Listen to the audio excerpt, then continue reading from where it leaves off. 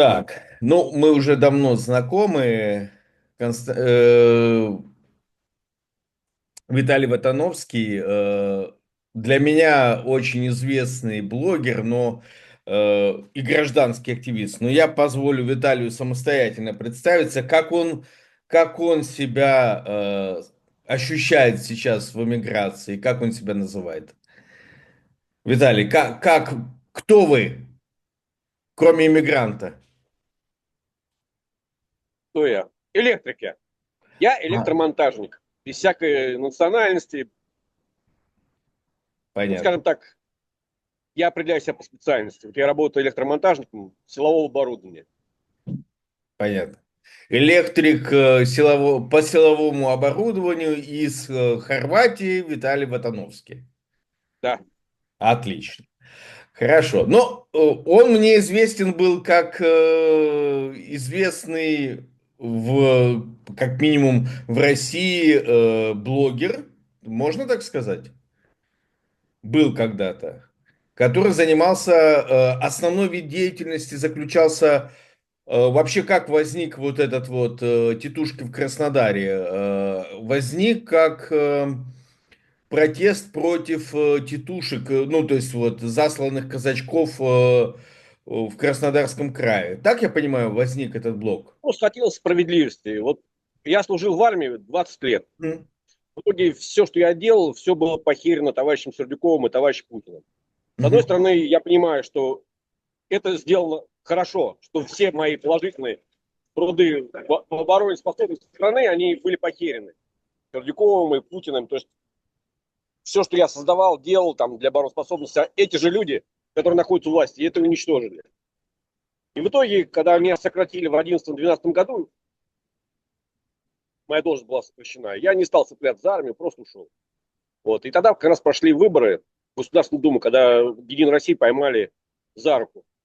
Но тогда Мгм. я еще имел семью, поэтому я как-то за свою жизнь и за жизнь своих близких нес ответственность и побаивался. Ну, я выходил к Дому книги, когда был митинг в Краснодаре, и наблюдал это дело все со стороны. После этого я, находясь в армии, стал наблюдателем. Я пошел в КПРФ, взял направление на наблюдение, и наблюдал я в очень маленьком и специфическом объекте. Мгм. Я наблюдал психиатрической больнице на Комарова. В общем, там голосовало 127 человек, и меня там не пустили наблюдать в палаты, где, скажем так, находятся душевно больные. Те, кто, ну, скажем, относительно адекватным, они приходили, голосовали. И все это голосование заняло максимум 1,5 часа. В общем, первый опыт наблюдения у меня был там. А потом, когда я расстался с супругой, ну, скажем так, потерял семью, то я стал заниматься более активно политической деятельностью. И как раз тут получилось так, что стык. В 2015 году я по факту развелся, ну, документально в 16. И в 2017 году я присоединился к движению Навального. Первый раз попал на митинг Навального. Это было 26 марта 2017 года. Ну и, в общем, там было понятно, что, к сожалению, справедливость и честность находятся не на стороне властей. То есть в моих глазах власть себя окончательно дискредитировала именно вот в марте, 26 марта 2017 года. Мгм. Понятно. Когда и как, если позволите вопрос такой, когда и как родилась идея отслеживать, ну, чем известен по всей России канал, потому что понятно, что он был изначально достаточно узок географически на Краснодарском крае, когда родилась идея отслеживать захоронение на кладбищах вот этих вот участников войны, то есть СВО, как ее в России Ну, в называют. конце марта, начале апреля 22 года у меня возникла эта идея. Первый раз я попал на кладбище в поселке Южный, это под Краснодаром. Мгм, Там был дождь, погода была отвратительная, и по факту мы ничего не нашли. Хотя на тот момент там уже было двое человек лежало, мгм. погибших. Тогда мы этого не знали, но вот сейчас я знаю, что вот двоих мы по факту там пропустили. Ну, еще раз повторюсь, погода была отвратительная. Это Мгм. был, короче, апрель месяц, по факту апрель месяц 22 года. Понятно. И потом вы решили в основном самостоятельно добавлять эту информацию, самостоятельно выезжать. Потом я увидел публикацию о Краснодарском кладбище, о нашем новом Капанском, где там уже были могилы. И думаю, ну, как еще людям объяснить, что война это плохо, что это смерть, убийство и прочее. Ну, если ты не можешь протестовать против войны, надо людям просто показать результат этой войны. Вот все. Мгм. Мысль была такая. Опять же, я Понятно. думал, что наш возмутится, там увидит, ужаснется. А вот сейчас счетчик, официальный только счетчик перевалил больше 100 тысяч, 111 тысяч. А если посчитать математически, согласно той закономерности, опять которую я же обнаружил, то есть я обнаружил следующую закономерность, что в некрологи попадает 1/3 от реально погибших людей. То есть если ты ходишь по кладбищам, переписал, кто там однозначно погибший на войне, и начинаешь искать по интернету, то ты найдешь в некрологии 30 или 25% погибших. Вот такая закономерность. То есть сейчас вот по фамилии установлено 112 тысяч, можно смело сейчас умножать на 2,5 и не ошибешься. Мгм. Понятно. А помимо деятельности полиции на митингах и помимо вот этих вот захоронений, еще канал ваш «Тетушки в Краснодаре» обращал внимание на какие-то другие действия государственных органов? Да, конечно. Ну, любая несправедливость, которая мне становится известна по Краснодару или по России, я публикую. Просто ситуация такая, что я покинул страну, и актуальной информации по Краснодарскому краю у меня не очень много. То Мгм. есть, если, предположим, я в момент, когда покинул страну, у меня там было 7-8 источников информации, которые регулярно мне присылали что-то интересное, Мгм. то со временем это по математическому закону, по экспоненте, количество этих людей, которые делят со мной информацию, оно уменьшается. Ну, во-первых, потому что людям тоже становится не совсем интересно и небезопасно этим заниматься. То есть, Мгм. если у людей был энтузиазм, они со мной делились, я публиковал эту информацию, но потом это все вот сейчас потихонечку сходит на нет. И последняя активность, которую я наблюдал, это было по факту разлива мазута в Керченском проливе, когда на Напу нахлынуло мазутное, скажем так, напасти. Ага. Вот там у меня была очень активная работа. Это был, получается, Новый год. Я по факту сидел без работы, потому что тут такие же большие длинные праздники, как и в России. А как раз вот Новый год, это была самая максимальная такая интенсивность работы волонтеров на побережье в Анапе. И что мы там видим? Мы видим то же самое, что и всегда видим. То есть первое противодействие активным гражданам, волонтерам со стороны власти и попытка взять под контроль. Опять же, там со стороны Краснодарского края в руководстве участвовал такой персонаж, как Урайкин Сергей Евгеньевич. Я Мгм. с ним давно знаком по его грязным, отвратительным делам, которые он творил против оппозиции. И первый раз мы с ним столкнулись на митинге 7 октября 2017 года, когда он ну, взаимодействовал с тетушками, с провокаторами. Мгм. Это не тот человек, который кричал матом на волонтеров? Да, это тот человек, да, это именно тот человек, да. Понятно. Да, ну, в общем, он, как я понимаю, сохранил свою должность, никуда он не ушел из Министерства образования Краснодарского края, так и остался там. Нет, сейчас его там уволили. Я до конца не готов сказать официальную должность, которую он сейчас занимает. Мгм. Но с должности заместителя министра образования его подвинули. И Мгм. сейчас он пытается стать депутатом Северского района Краснодарского края. Северская. Мгм. Северская. Хотя изначально он старт политической своей карьеры брал в Белореченском районе. Тоже он был депутатом. Мгм. Я тоже Понятно. депутат. А вообще, за то время, когда вы были в Краснодаре, и, наверное, сейчас вообще нет, приходилось ли обращаться к органам государственной власти за какими-то комментариями, или это было бесполезно? Нет, была у меня попытка обратиться к товарищу Папану Александру Александровичу. Когда я был официальным организатором митинга 12 июня 2017 года, он был разрешенным. Я был в качестве организатора, то есть заявителя. И на тот момент у меня были фотоснимки как раз тех провокаторов и грязных дел, которые я наблюдал первый раз 12 марта 2017 года. Я товарищ Папану предоставил фото распечатанное. И говорю, давайте разберемся. В итоге ничем это не закончилось. Потом я дважды писал обращение, опять же, в полицию. Обращался трижды в прокуратуру по фактам взаимодействия Краснодарской полиции и этих провокаторов-тетушек. Предоставлял соответствующие данные, и ни к чему это не привело. Но это начальник полиции Краснодара на тот момент был.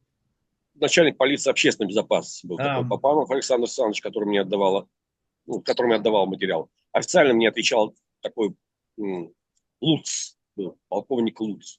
Он был заместитель краевого начальника. Он угу, мне давал письменный ответ. Плюс мне давали несколько раз письменный ответ прокуратура и Краснодара, и города, и Краснодарского края по этим фактам. Ну, естественно, они свои собственные бревна в глазах не увидели. угу. А, ну, задам вопрос, который очевиден для тех, кто ваш подписчик. Какое наиболее яркое давление оказывалось на вас в связи с деятельностью вашего канала «Титушки в Краснодаре»? То есть, и что, наверное, спрошу, что вынудило уехать из России? Первый раз на меня надавили в информационном поле, когда, скажем так, власть обнародовала мою фамилию как владелец канала. Мгм. Как владелец канала. И там канал принадлежал ЦПЭ, и там предложили желающим встретить меня в подъезде. Ну, попахнет полугрунт. Ситуация такая, что канал, принадлежащий Краевому управлению МВД, угрожал мне расправой и приглашал людей зайти ко мне в подъезд и поблагодарить за эти публикации. Мгм. Ну и потом у меня было как минимум 4 отпуска. Все это я рассматриваю как давление на свою деятельность. Мгм. И что вынудило вас уехать из России? Вот последняя капля. И последней каплей то, что у меня было 2 взыскания административных за сотрудничество с нежелательной организацией и 2 административных наказания за дискредитацию армии. То есть третье, это уже по факту уголовка. И ко всему прочему, мне один из сотрудников уголовного розыска, отдел полиции Калинина, сказал, что надо валить. То Мгм. есть он по факту сказал мне, что на меня уже завели дело, поэтому в ближайшее время меня арестуют. Это было вечером 3 или 4 апреля. 3, 4 или 4 апреля 23 было на улице 1 мая 230А. То есть это рядом с отделом полиции Калинина, города Краснодара. Да, да, да, я как-то там бывал один раз. А, понятно. Изменилось ли вот, вы уже сказали, что у вас было 8 источников, когда вы находились в Краснодарском крае.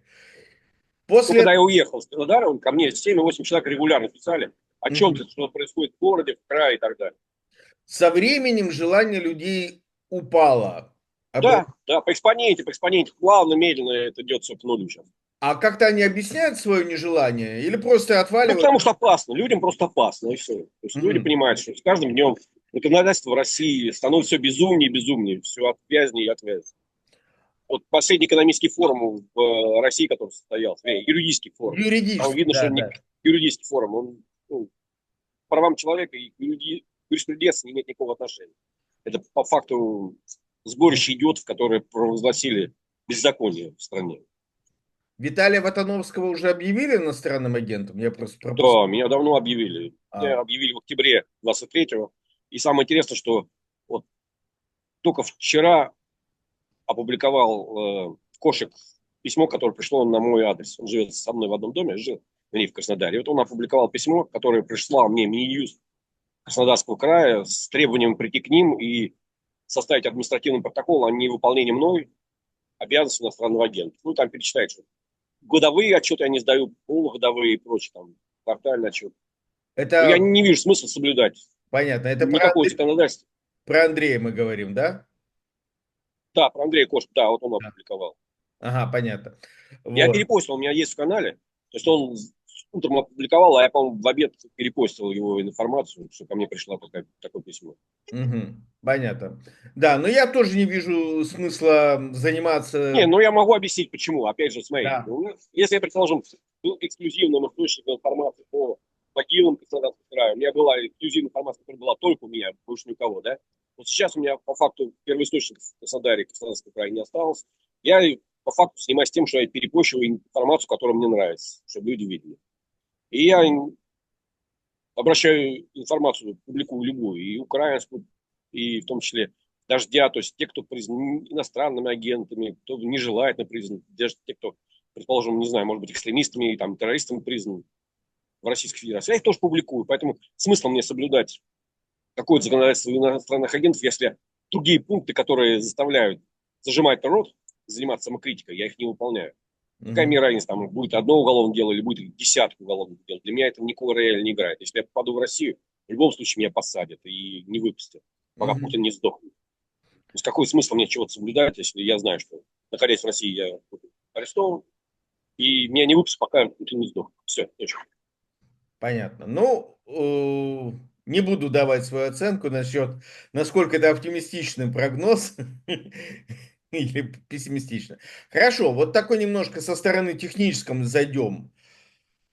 Российские власти занимаются, как мы уже выяснили, принудительным отключением интернета в нескольких областях. Ну, например, в Дагестане и в Чечне они блокируют доступ в Telegram, замедляют YouTube. Инстаграм, Фейсбук, вернее, компания Мета признаны нежелательной организацией. По факту публикации в Инстаграме и в Фейсбуке это, ну, для тех, кто находится в России, несколько рискованное действие, потому что это как участие в деятельности экстремистской организации в соответствии с российским репрессивным законодательством. Так вот, у Виталия Ватановского не возникало желания больше публиковать во ВКонтакте, допустим, гипотетически, в Нет, нет, Одноклассниках, чтобы нет, быть начнем с того, ближе что к читателям. нет, даже не пытался, потому что все эти контуры, они ФСБшные, под ФСБшной крышей. И Мгм. я тут ушел в апреле 2018 года, после выборов президента, вот в марте были выборы, я все свои социальные сети, которые были российские, я их все закрыл в 2018 году после выборов. У меня оставалось только Телеграм, ничего другого больше не было.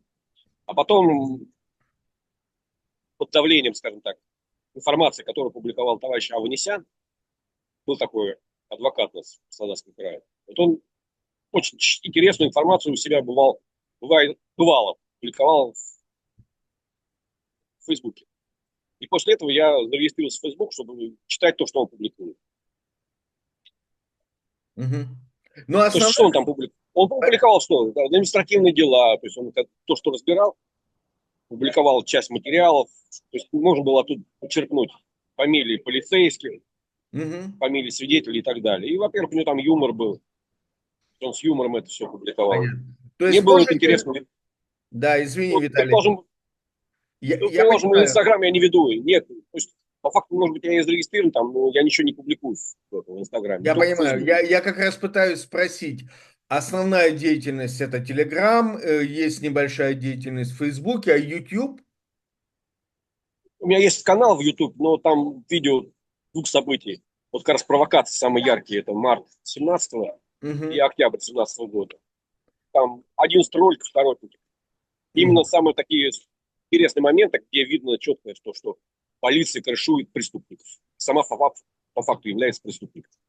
У меня было желание публиковать всю историю взаимодействия полиции и общественного движения, начиная с 2012 года. То есть, предположим, у меня есть архив старых фото-видео, ну, начиная вот с 2012 года, с 2011 года, которые не я там публиковал, а, предположим, публиковал Власов, еще там кто-то публиковал.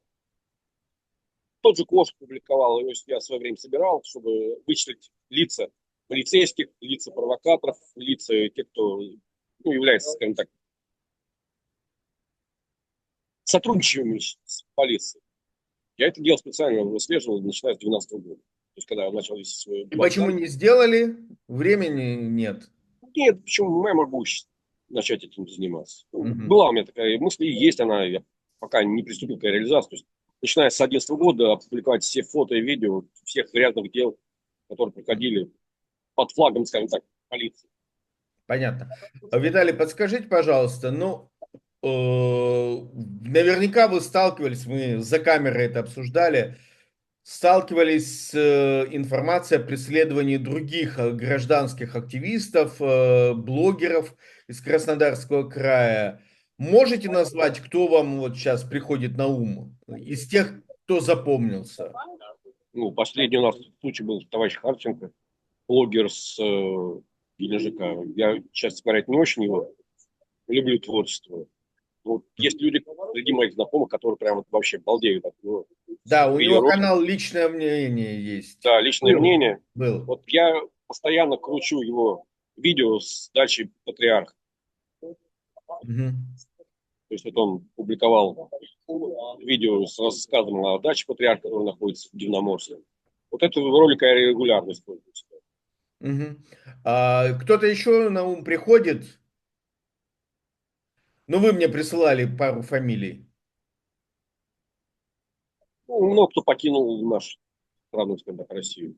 Тот Мгм. же Биньяш, там, Алипат, Султанбек, Константин Трудик, те, кто раньше публиковались, Мгм. ну, то есть занимались публичной деятельностью в Мгм. информационном поле. Каравайна Андрей. Мгм. Скажите, пожалуйста, ну, про мазут мы уже говорили в Анапе, что это у вас был всплеск последней активности. Э, Чем-то, чем, по вашему мнению, закончится все это мазутное дело анапское? Ну, то, что курортный бизнес в Анапе умрет. И то, что это лет на 7-8 не будет ничего хорошего в плане туризма по вот этому Таманскому, скажем так, полуострову. И плюс Крым, такая же ситуация. От Керчи по факту до Севастополя это все будет грязная зона. И от Тамани до дачи Путина примерно так. Все это тоже будет в мазуте. Мгм. А будут ли власти преследовать Будут они, организаторов они, волонтерского движения? да, да, обязательно, конечно, будут преследовать. То То есть есть им они не всех простят активно. вот эту активность неподконтрольную властям? Нет, не подконтрольную активность они, конечно, будут пресекать. И опять же, интересный случай был. Вы в курсе, что спалили ту гостиницу, где был реабилитационный центр для птиц? Ну, да, я читал эту новость, и там Ну, причины были не установлены. ну, не знаю. У меня есть некоторые подозрения, что ее специально сожгли. Чтобы просто физически негде было... Ну, это месть. Нет, ну, это месть за то, что люди проявили активность, что на базе вот их дома владения по факту люди организовались, у них было общее такое пространство общественное. То есть они никак не зависели от властей, были полностью отвязаны. Хорошо, Виталий, как вы думаете, вот вам из Хорватии, как видится продолжение гражданского активизма и его Его отражение удушили. в социальных Все сетях? удушили. Все Уже все, удушили. уже нету ничего? Ну, есть всплески, опять же, всплески. Они носят не политический характер, а те же люди, которые попали в несправедливость в Курской области, когда их дома разбомбили. То есть, вот был случай с Мазутом, опять же, всплеск активности, но он не носит политического характера. Ну, как раз для того, чтобы это все активность не вышла в политическое поле, как раз и власть берет под контроль, под свой жесткий. Люди, предположим, те, кто недовольны мобилизацией, помните движение женщин, жен, Да, на мобилизованных, коленях стояли перед все Минобороны. придушили, все задушили. То есть у них, казалось бы, справедливые требования были, но их задушили. Они же не носили никакого политического характера, они не требовали смены товарища Путина и так далее. Мгм. Но движение это имело все шансы радикализоваться, стать более радикальным. Не дали, все, удушили. Все будут душить. Волонтерское Появился, движение, удушили. сейчас они собираются ввести специальные счета для благотворительных Да, да, сборов. да, именно так. А вот, Все скажем под так, контроль ставится полностью. блогерство останется какое-то в социальных сетях на тему Ну а активизма какие социальные сети? гражданского? Не, ну а какие социальные сети? А все социальные сети, которые более-менее удобны, их все заблокировали. Сами называли. Инстаграм, Ютуб, Фейсбук. Ну, Ну, Телеграм пока не а то, что блокируют в контакты и России. одноклассники. О, вот, это единственное окошко, которым я и пользуюсь. Мгм. Но есть шансы, что вы думаете, будут блокировать и Телеграм, и будут удалять каналы оттуда.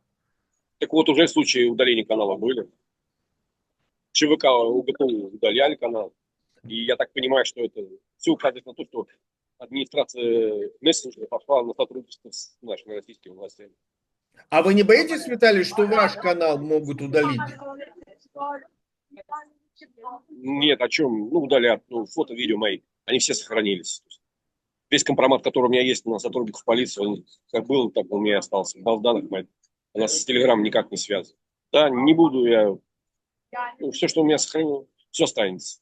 Не будет развития никакого. Просто все это будет лежать на флешке, на жестком диске, все. Все, что Понятно. вот накопилось с 11 года вот по 23 год, все, что есть, она так и на этом 23 году и останется. Ну, предположим, по тем же самым этим нашим погибшим, которые на кладбище. Я тоже дошел до цифры 4000, и потом все, сейчас я не веду баз данных погибших. То есть и мне было интересно, я собирал данные, собирал, потом в итоге у меня интерес пропал, и сейчас моя база данных, она умерла на цифре 4000 погибших в Краснодарский край. Понятно.